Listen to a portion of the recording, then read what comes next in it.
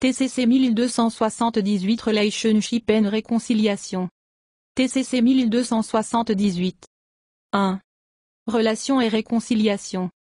Cher Père, nous te disons merci pour cette opportunité et la proportion de regarder dans ta parole. Nous invitons l'enseignant de l'Église, le Saint-Esprit, d'accomplir son ministère comme nous nous assemblons. Seigneur, nous te demandons d'oindre la parole qui sort de ma bouche pour qu'elle trouve des racines dans les cœurs de toute personne qui va l'écouter.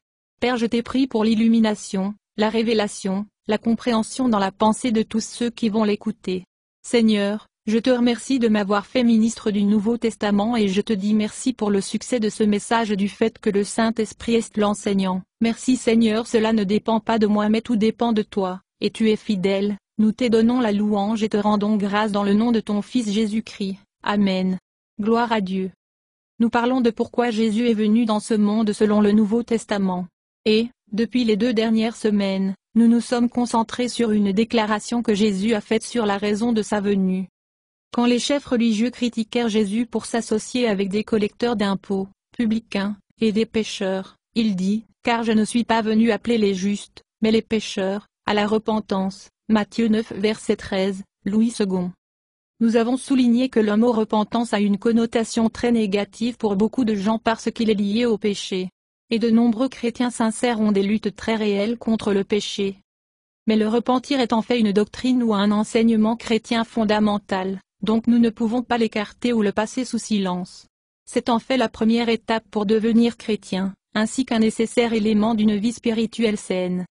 Notez ce passage écrit par l'apôtre Paul, laissons donc les enseignements élémentaires à propos du Christ et continuer vers la maturité, ne posant pas de nouveau le fondement de la repentance des actes qui menaient à la mort, et de la foi en Dieu, instruction sur les baptêmes, l'imposition des mains, la résurrection des morts, et jugement éternel. Hébreux 6 versets 1 à 2, nouvelle version internationale de la Bible. Le mot repentance, tel qu'il est utilisé dans le Nouveau Testament, signifie se détourner du péché vers Dieu. Il s'agit d'une action morale, reconnaître ce qui est mauvais, puis choisir de s'en détourner et de faire ce qui est juste, selon la norme de moralité de Dieu, sa norme du bien et du mal. Parce que la repentance a à voir avec le péché, en parler met les gens mal à l'aise. D'un côté, certains se sentent coupables et condamnés à cause de leurs lacunes et de leurs échecs, tandis que d'autres rejettent le discours sur la repentance parce que, pour eux, elle est liée à la religion et la loi, et ils veulent une relation avec Dieu, pas la religion ou la loi. Dans cette leçon, nous allons continuer à résoudre cela.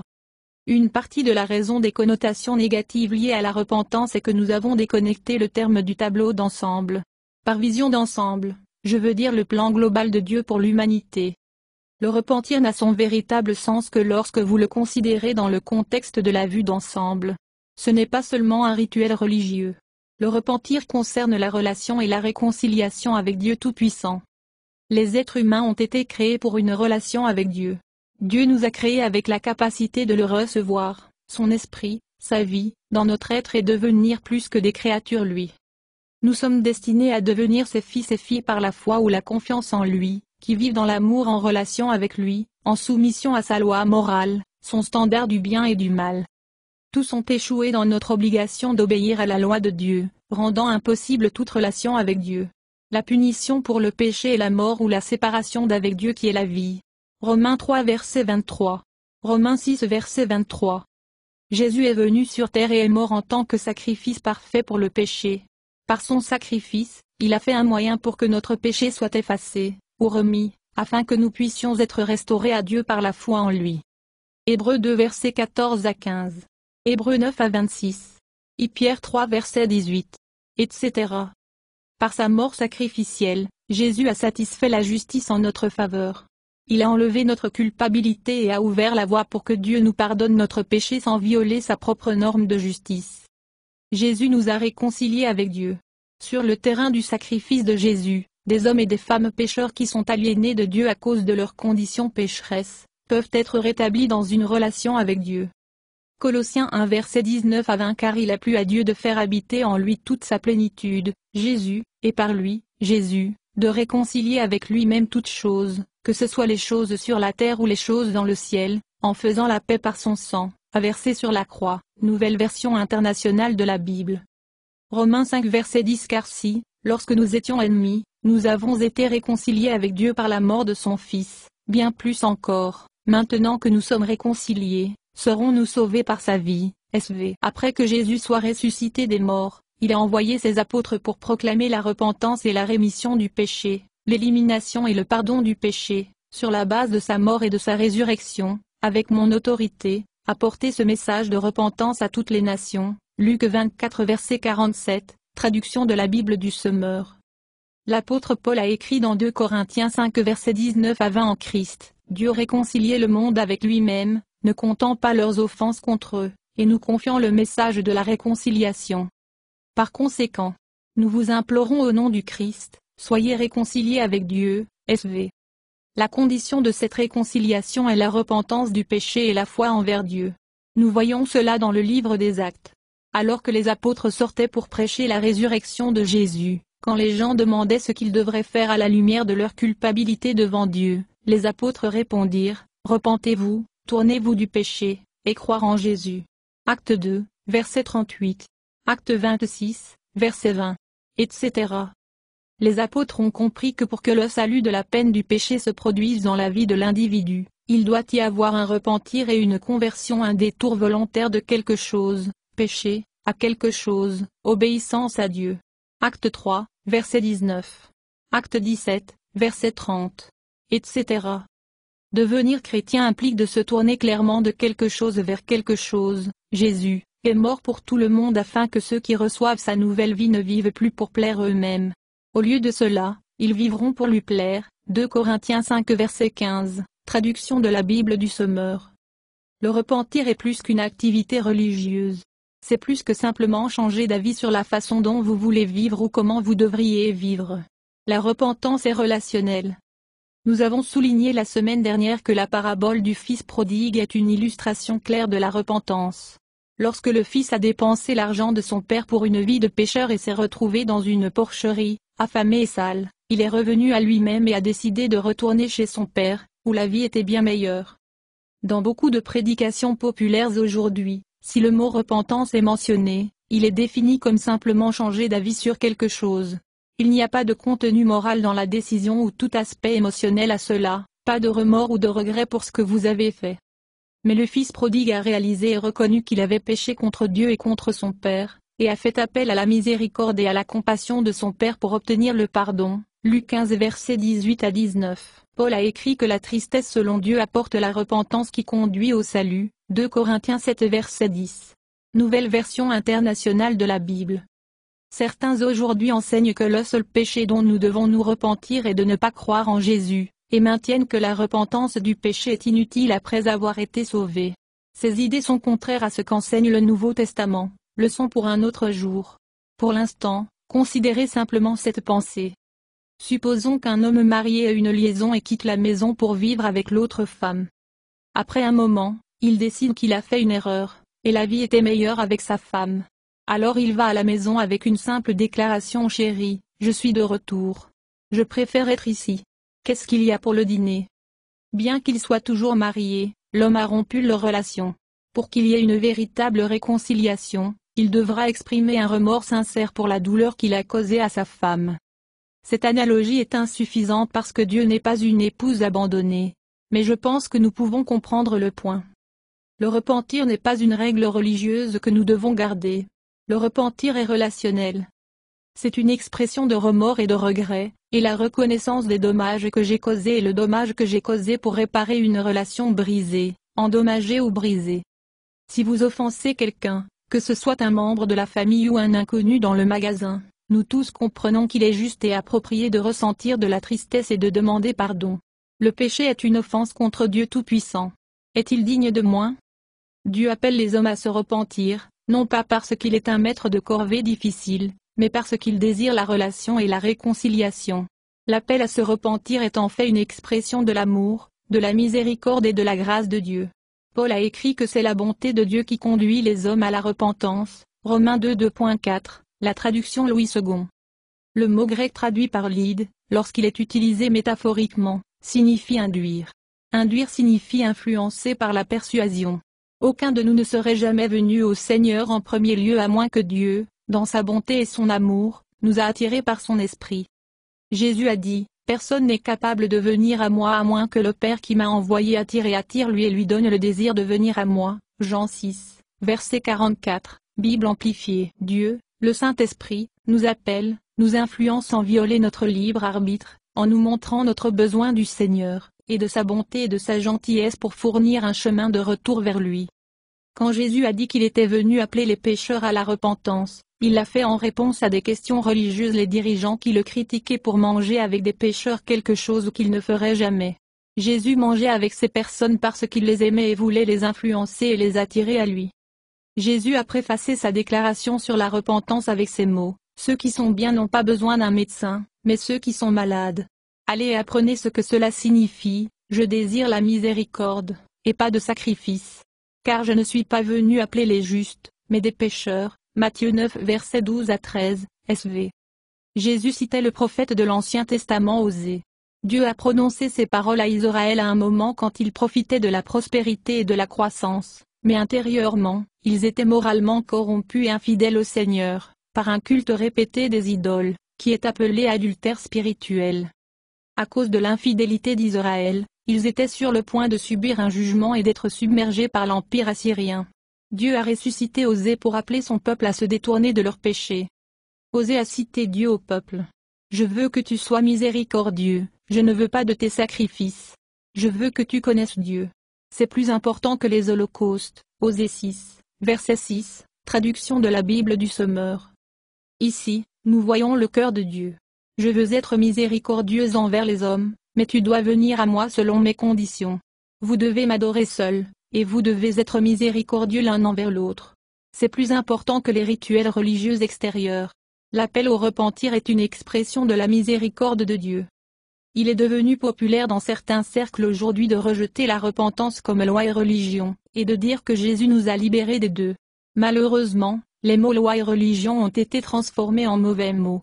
La loi de Dieu, son standard du bien et du mal, est bonne et juste, et la religion signifie la dévotion à Dieu. Lorsque Dieu a délivré Israël d'Égypte, il leur a donné la loi de Moïse, un système de cérémonies rites et rituels destinés à imaginer le Messie à venir, leçon pour un autre jour. Ces rituels ont été abolis une fois que Jésus est venu, mais la loi de Dieu, son idéal du bien et du mal, dure pour toujours. On dit à tort que si quelqu'un vous dit qu'en tant que chrétien, vous devez faire quelque chose, comme repentir pour le péché, ils vous mettent sous la loi.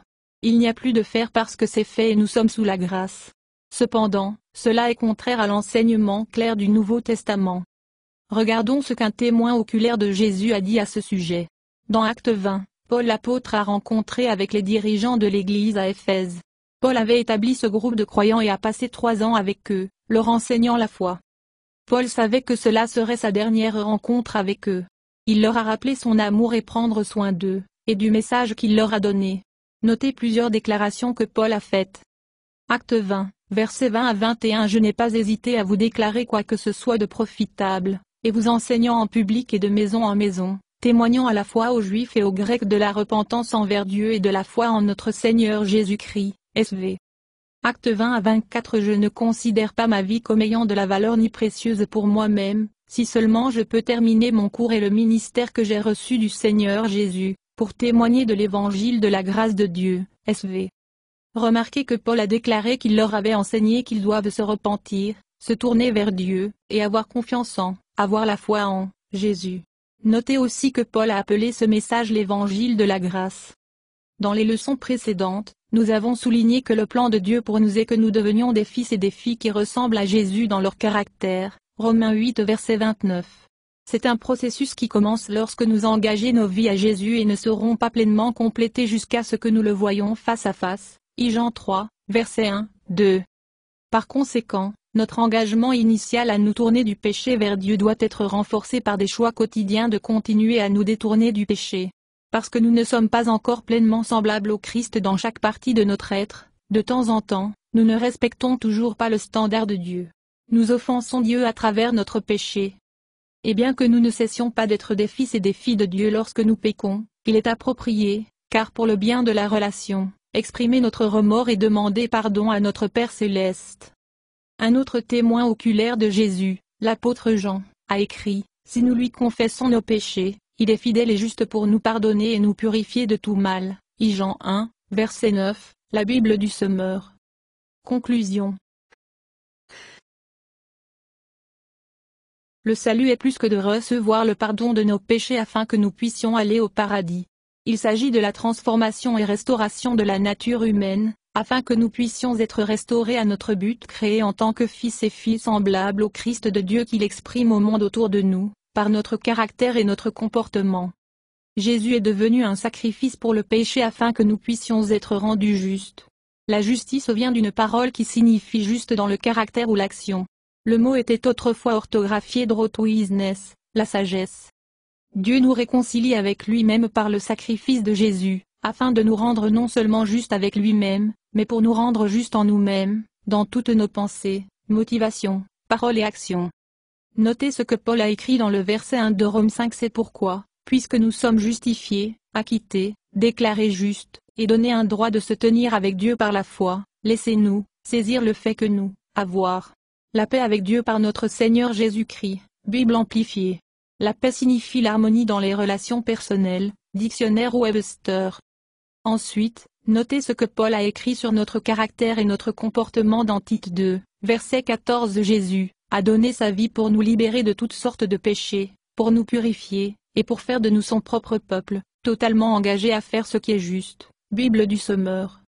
Jésus n'est pas mort juste pour permettre à Dieu de nous pardonner. Il n'est pas mort juste pour que Dieu puisse nous déclarer ou nous considérer comme justes. Jésus est mort pour nous rendre justes dans notre caractère et notre comportement.